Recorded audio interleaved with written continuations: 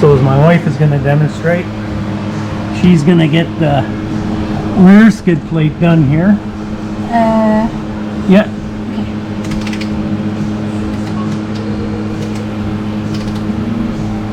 And there's 2 bolts holding the rear skid plate.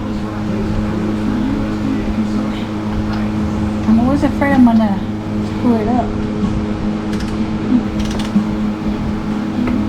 Because you got the weight of the skid plate that goes on the bolt too after, right?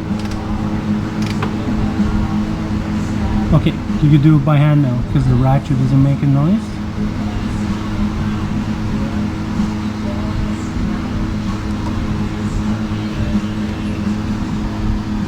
Look at me. No. Look at me.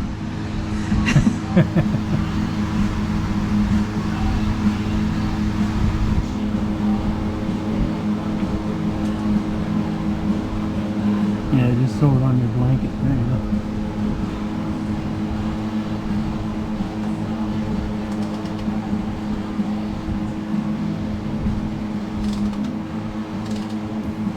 So, my wife is learning to do all the maintenance on her quad, which is nice.